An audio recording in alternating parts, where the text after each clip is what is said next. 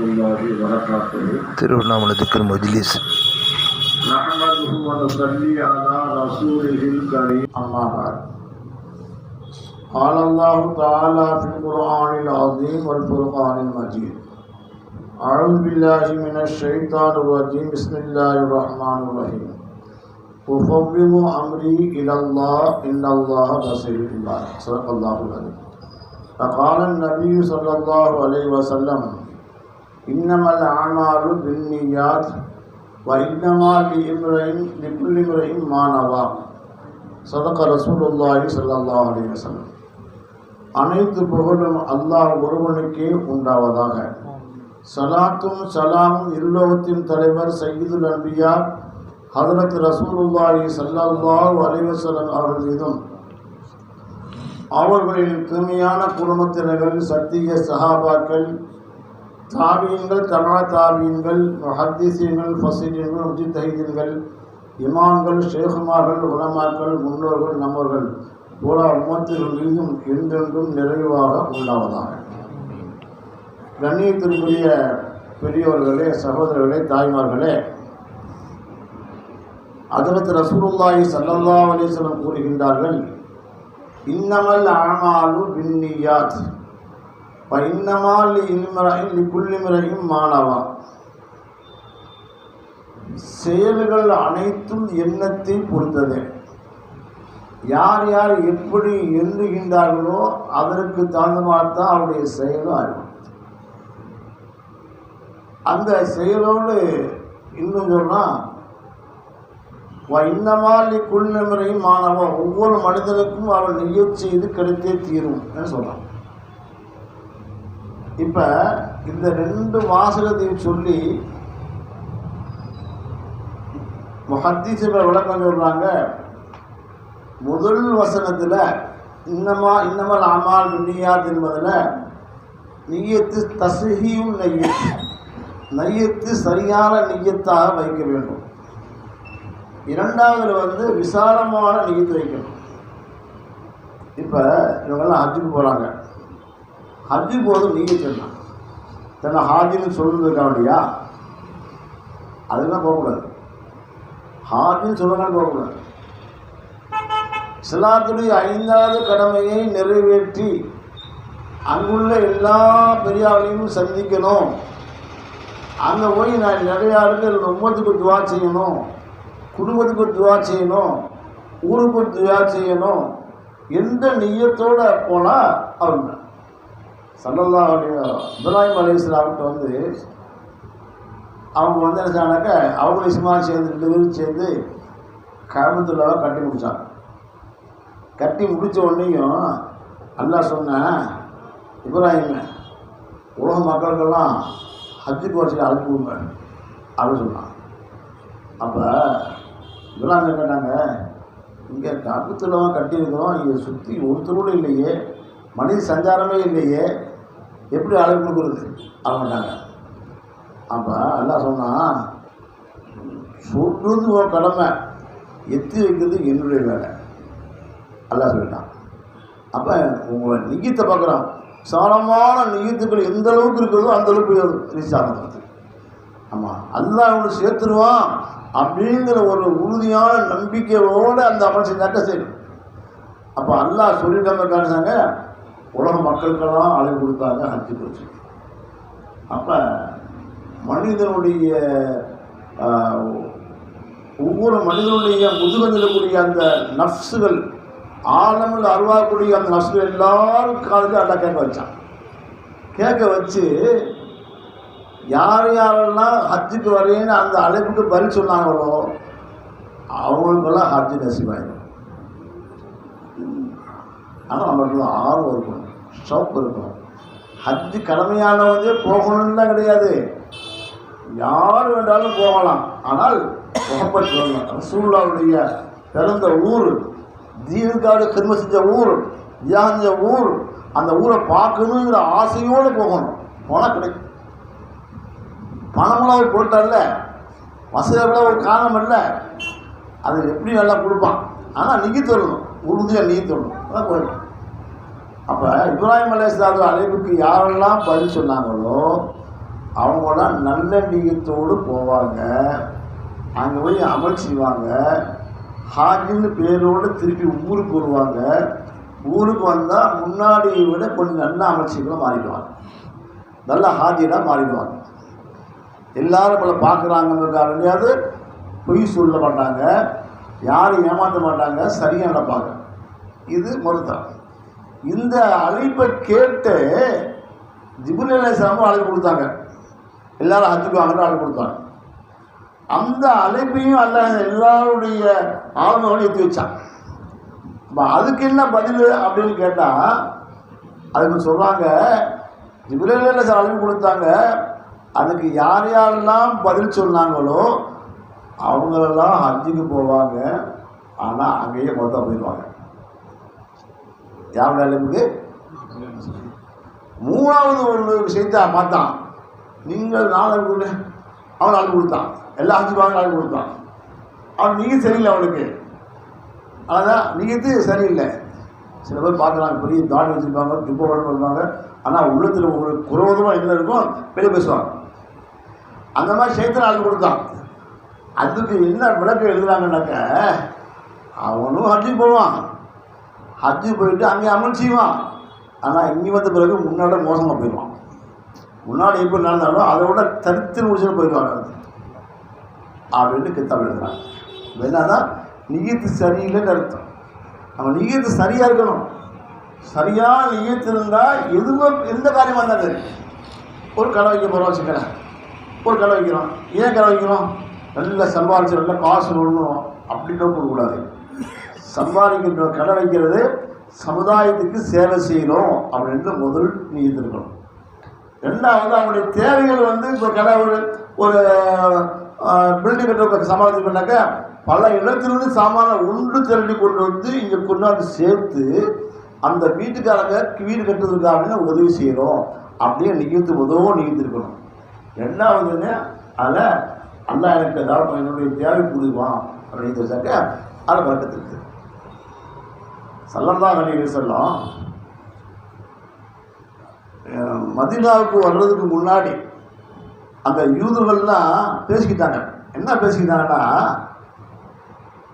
தௌராத் வேதத்தில் வந்துருக்குது. என்ன வந்துட்டாக்க, கடைசி நபி ஒருத்தர் ஒருவர் மதீனாவுக்கு வருவார், அவர் உலகத்துக்கெல்லாம் நபியாக வருவார், அதனால் அந்த நபி என்னுடைய குடும்பத்தை சேர்ந்தவனாக இருக்கணும் அப்படின்ட்டு அவன் நியத்து வச்சாங்க. யார்? யூதர்கள். அதற்காக வேண்டி எந்த இடத்துல அவங்க வருவாங்க அவருக்கு தான் பார்த்த உடனே அவங்க சொன்னாங்க, பாலைவனம் உள்ள ஊர், பேரிச்ச மரங்கள்லாம் நிறைய இருக்கும், அந்த ஊர்லேயே வருவாங்க. ஆனால் அந்த ஊரை தேடி போனாங்க. தேடி மதீனாவை அவங்க கண்டுபிடிச்சி அங்கே உட்கார்ந்தாங்க. சரி, வந்த நிகழ்த்தினமோ நல்ல நிகழ்த்து தான், ஆனால் செஞ்ச வேலை என்ன? ஹராமான வேலை. வட்டிக்கு வேணாம், வட்டிக்கு வாங்குறது, வட்டி கொடுக்குறது, இந்த வேலைக்கு அவங்க செஞ்சாங்க. ஆனால் நல்ல நியத்தோடு வந்தாங்க. செஞ்ச செயல் சரியில்லாத காலத்தினால அல்லாஹ்வோட கவனிச்சேன். ஆனால் ஊரில் பேசிக்கிட்டாங்க. அவங்களுக்குள்ள என்ன பேசிக்கிட்டாங்கன்னாக்க, கடைசியில் ஒருத்தர் வருவார், மதீனாவுக்கு வருவார், அவர் எங்கள் குடும்பத்தினவனுக்கு ஏன் அப்படி சொல்கிறாங்கன்னாக்க, கிட்டத்தட்ட உள்ளத்துக்கு மேலும் நபிமார்கள் 70,000 நபிமார்கள் யூதர்கள் வந்திருக்காங்க, பண்டிகை சொல்லி தோண்டிருக்காங்க. அதனால் இவங்க என்ன நியத்து வச்சாங்கன்னாக்க, என் குடும்பத்தை சேர்ந்தவராக அந்த நபி இருக்கணும் அப்படின்னு ஆசைப்பட்டாங்க. ஆசைப்பட்டு தப்புலாம் ஒன்றும் இல்லை, ரைட்டு தான். ஆனால் அவங்களுடைய செயல்பாடு சரியில்லையே, அடுத்தவங்க முயற்சி இல்லையே. அஞ்சு போல ஆசைப்படணும், அந்த போய் இந்த ஹாஜின்னு சொல்லணும், அதுக்காக நான் அஞ்சு வந்திருக்கேன் அப்படி சொன்ன என்ன ஆகும்? போச்சு, எல்லாம் போயிடும், ஃபுல்லாக போயிடும். அப்போ அந்த யூதுகள் இப்படி நியத்து வச்சாங்க. ஆனால் இந்த அந்த ஊர்வாசிகள் இல்லையா, மதீனாவாசிகள், இது அவங்க காதில் விழுந்துச்சு. ஒரு கடைசி நபருக்கு வருவாரோ அப்படின்னு. அதில் ஒருத்தர் என்ன செஞ்சாங்கன்னா, ஒரு வீடு கட்டினாங்க. வீடு கட்டுறது நோக்கத்தை இல்லைப்பான்னு சொன்னாக்க, நான் இந்த வீடை கட்டுறேன், இந்த வீட்டில் அந்த நபி தன்மானம், அதுக்கான இந்த வீட்டை கட்டுறேன் அப்படின்னு நீட்டு வச்சாங்க. நல்ல நீத்தானா? கட்டிட்டார். கட்டிட்டு எதிர்பார்த்தே உட்காந்துக்காரு. அந்த நபி ஒரு தகவல் சொல்லிட்டே இருக்கிறாரு. ஆனால் நபி வரல.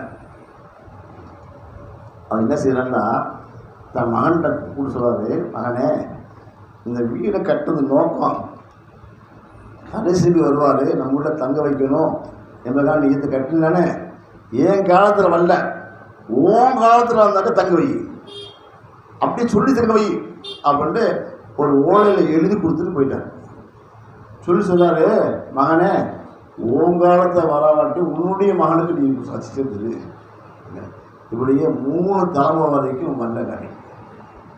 4வது தலைமுறையில்தான் ஸல்லல்லாஹு அலைஹி வஸல்லம் மதீனாவுக்குள்ளே வர்றாங்க. வந்தால் என்னன்னாக்கா கிட்டத்தட்ட 80 குடும்பத்துக்கு மேலே இஸ்லாம் ஆகிட்டாங்க. அப்போ அந்த ஸல்லல்லாஹு அலைஹி வஸல்லம் அந்த ஊருக்கு வரவங்களையும் எல்லா மக்களும் முதல்ல போட்டி என்ன பண்ணாக்கா, ரசூலுல்லாஹ் எங்கள் வீட்டில் தங்கணும், ரசூலுல்லாஹ் எங்கள் வீட்டில் தங்கணும். இது யார் இந்த நீயத்தோட வீடு கட்டினாரோ அவர் என்ன நினைக்கிறான்னாக்க, நம்ம பரம ஏழை, நம்ம வீட்டில் நம்பி வருவாங்களா, அந்த ஓலையை மறந்துட்டார், அவர் ஓலையை மறந்துட்டார். ஆனால் அவர் நம்ம வீட்டில் வருவாங்களா ஆக மாட்டாங்க.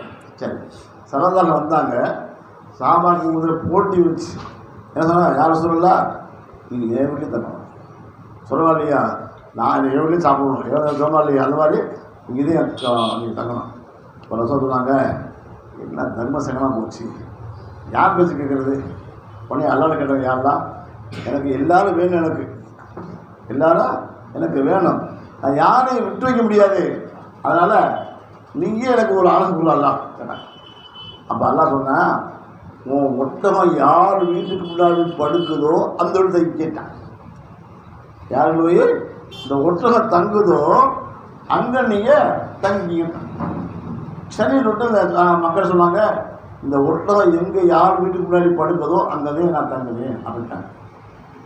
ஒட்டகம் போகும்போது ஒரு சாப்பிட்டு என்ன செய்வாருனாக்க, ஒட்டகத்தை பார்த்து சொல்ல, ஒட்டகமே இது தாண்டி போகாத, இப்படி சொல்ல பின்னாடி வாழை பிடிச்சி விற்பார், போகாத போகாத அப்படின்னு அது தலை போயிட்டே போகிறது. ஆமாம், ஒருத்தர் செய்வார், முன்னாடி தலை பிடிச்சி தட்டுவார், பின்னாடி போ, ஏன் அங்கே இருக்குது நீ அங்கே போகிற அப்படின்வார். இப்படி ஒவ்வொருத்தரும் போட்டி கொள்வாங்க. ஆனால் அந்த போட்டிக்கெல்லாம் அந்த ஒட்டகம் அசரலை.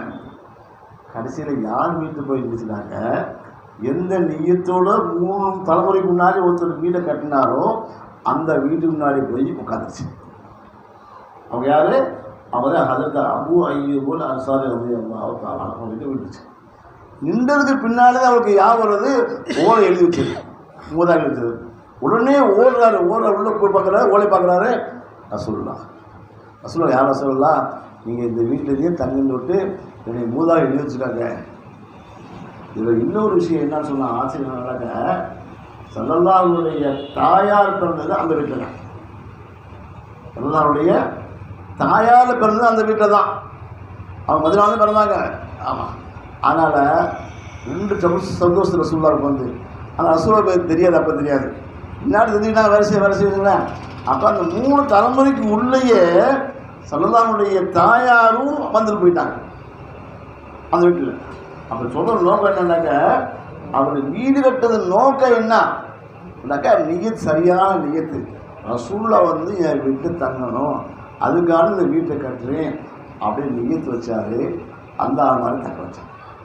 அந்த மாதிரி நம்ம சொல்கிறோம், நம்முடைய நியத்துக்கள் சரியாகவும் இருக்கணும், விசாலமானதாக இருக்கணும். ஒருத்தர் வீடு கட்ட போகிறான்னு வச்சுக்கலேன், எதுக்கு வெளியே போகிற, என் வீட்டுக்கு நிறைய வில்லாக்கள் வரணும், நல்லவங்க வரணும், பெரியார்கள் வரணும், நான் அதிகமாக வீட்டுக்கு பார்த்து குரான் ஓதணும், பள்ளிவாசலுடைய பாசம் ஜன்னல் வழியாக கேட்கறதுக்கான ஜன்னல் வைக்கிறேன், வீட்டை சுண்ண துருவுவேன், நபில் துருவேன், என்னுடைய சொந்த மதங்கள்லாம் அரவணைச்சு இந்த வீட்டில் வச்சுக்கிடுவேன் அப்படிங்கிற நியத்துக்கள் எந்த அளவுக்கு அதிகமாக செஞ்சு துவா செஞ்சு அந்த வீடு கட்டாலும் அந்த வீடு சீக்கிரமாக கட்டி முடிக்க முடியும். அந்த வீட்டில் அவருக்கு நினைச்ச மாதிரியே மக்கள் வருவாங்க. ஆனால் என்ன செய்யக்கூடாது, எண்ணத்தை மாற்றக்கூடாது. இவங்க வீட்டுக்கு போடுறாங்க, இவங்க வர்றாங்க, யார் வந்தால் சாப்பாடு கொடுக்கணும், அதுதான் ஒரு நல்ல பழக்கத்தை உள்ளது. ஆமாம், நம்ம வீட்டுக்கு வராங்களா, வாங்க சாப்பிடு வாங்க, விரோதி யாராக இருந்தால் பரவாயில்ல வராங்க. ஆமாம், அப்படிங்கிற ஒரு பரந்த ஒரு நியத்துக்கள் இருந்தோ சொல்லுவாங்க இல்லையா, தமிழ் சொல்லுவாங்க, அரபு சொல்லுவாங்க, முழு சொல்லுவாங்க, ஜெய்சி நியத் வைசி பழக்கம், என்ன போல வாழலாம். அது என்ன அப்படி நல்ல எண்ணம், அது மாதிரி நம்ம நல்ல அஹ்லாக் வரணும். நல்ல அஹ்லாக்கு நம்மகிட்ட வந்தால் தான் நம்மளுடைய அமல்களை அல்லாஹ் கவனிச்சிக்கணும். அதனால் நம்ம ஹஜ்ஜுக்கு போகிறவங்களாம் சின்ன நல்ல இயத்தோடு போங்க. ஹாஜியாகணும்னு சொல்லணும்னு நினைக்கிறீங்க, அது வேணாம். ஹாஜி வேணாம், ஹாஜியாகணும் என்னை பேர் ஹாஜின்னு போடணும். சனிக்குவாங்க, என் பேர் அந்த ஹாஜியை போடல சனிக்குவாங்க. ஏன்னா நான் ஹஜ்ஜு போட்டுருக்கேன். ஆனால் சரி 2 கட்சி போடுங்க, என்னை அல்காஜில் போடுறான், நான் 2 கட்சி போட்டுருக்கேன், அதுக்காக 2 கட்சான் அப்படின்னு மக்களுடைய எண்ணங்கள் அப்படி வந்துச்சு. ஆமாம், இப்போ நான் சொல்லுவேன் 2 கட்சி போட்டால் அல்காஜி போடுறேன், 3 கட்சி இருந்தாக்கா அல்ல கட்சி போடுவியா அப்படின்னு கேட்கறது இல்லை.